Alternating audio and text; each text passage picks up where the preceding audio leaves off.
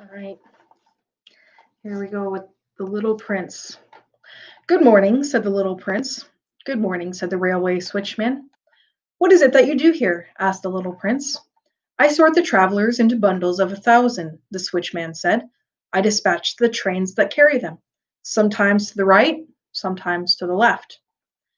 And a brightly lit express train, roaring like thunder, shook the switchman's cabin. What a hurry they're in, said the little prince. What are they looking for? Not even the engineer on the locomotive knows, the switchman said. And another brightly lit express train thundered by in the opposite direction. Are they coming back already? Asked the little prince. It's not the same ones, the switchman said. It's an exchange. They weren't satisfied where they were? Asked the little prince. No one is ever satisfied where he is, the switchman said. And a third brightly lit express train thundered past. Are they chasing the first travelers? Asked the little prince. They're not chasing anything, the switchman said. They're sleeping in there, or else they're yawning. Only the children are pressing their noses against the window panes. Only the children know what they're looking for, said the little prince. They spend their time on a rag doll, and it becomes very important. And if it's taken away from them, they cry. They're lucky, the switchman said. Good morning, said the little prince. Good morning, said the sales clerk. This was a sales clerk who sold pills invented to quench thirst. Swallow one a week, and you will no longer feel any need to drink. Why do you sell these pills? They save so much time, the sales clerk said. Experts have calculated that you save 35 minutes a week. And what do you do with those 35 minutes? Whatever you like. If I had 35 minutes to spend as I'd like, the little prince said to himself, I'd walk very slowly toward a water fountain. It was now the 8th day since my crash landing in the desert, and I listened to the story about the sales clerk as I was drinking the last drop of my water supply. Ah, I said to the little prince, your memories are very pleasant, but I haven't repaired my plane. I have nothing left to drink, and I, too, would be glad to walk very slowly toward a water fountain. My friend the fox told me, little fellow, this has nothing to do with a fox. Why? Because we're going to die of thirst. The little prince didn't follow my reasoning and answered me, it's good to have had a friend, even if you're going to die. Myself, I am very glad to have had a fox for a friend. He doesn't realize the danger, I said to myself. He's never hungry or thirsty. A little sunlight is enough for him. But the little prince looked at me and answered my thought.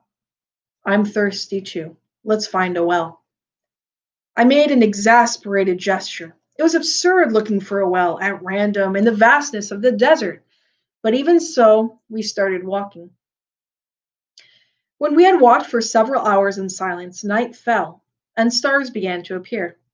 I noticed them as in a dream, being somewhat feverish on account of my thirst. The little prince's words danced in my memory.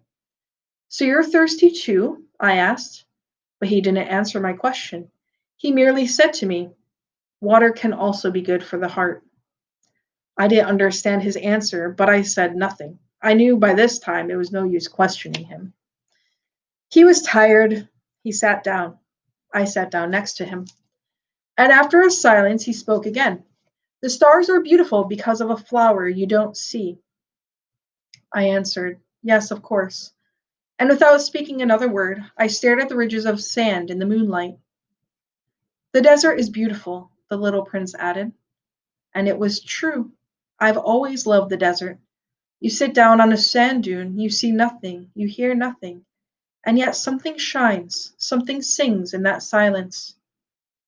What makes the desert beautiful, the little prince said, is that it hides a well somewhere. I was surprised by suddenly understanding that mysterious radiance of the sands. When I was a little boy, I lived in an old house, and there was a legend that a treasure was buried in it somewhere. Of course, no one was ever able to find the treasure. Perhaps no one even searched. But it cast a spell over that whole house.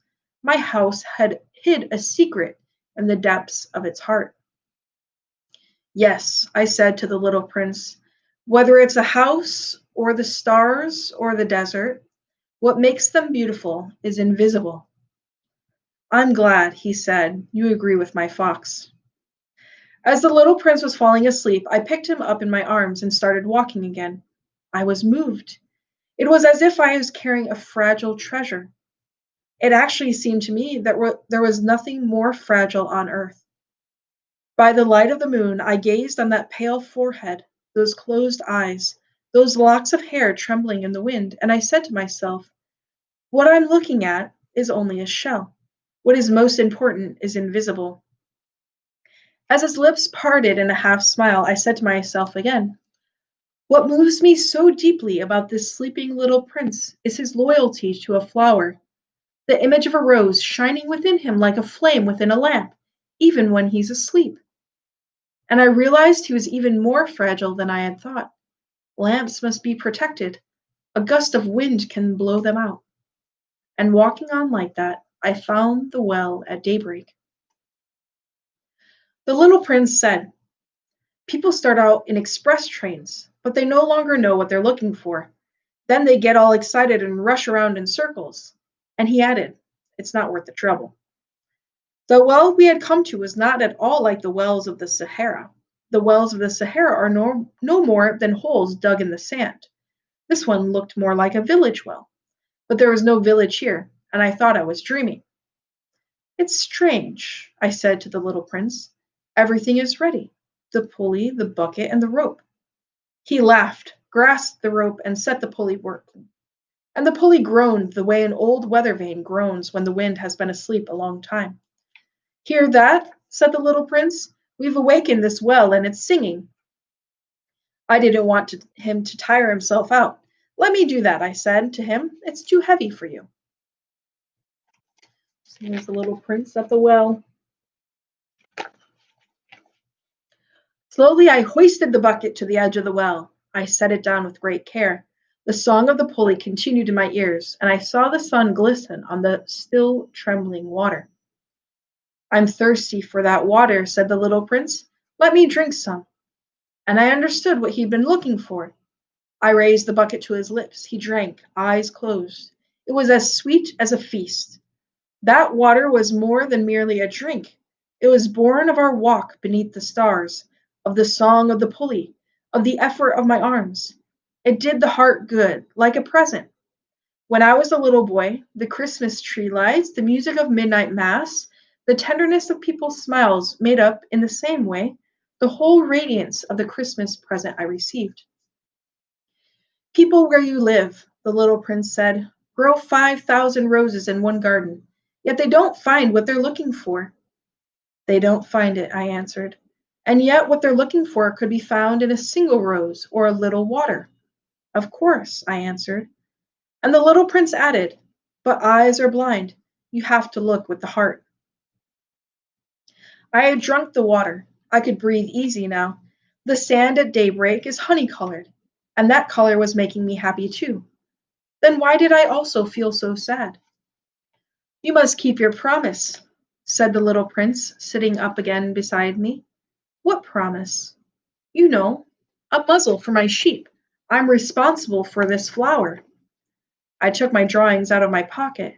The little prince glanced at them and laughed as he said, your baobabs look more like cabbages. Oh, I had been so proud of the baobabs.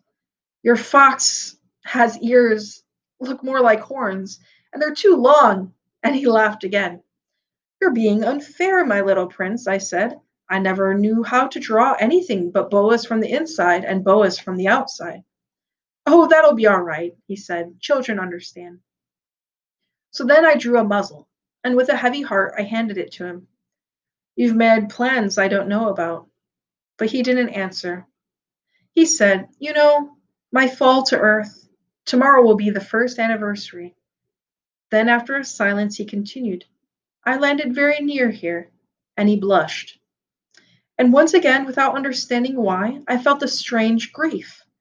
However, a question occurred to me.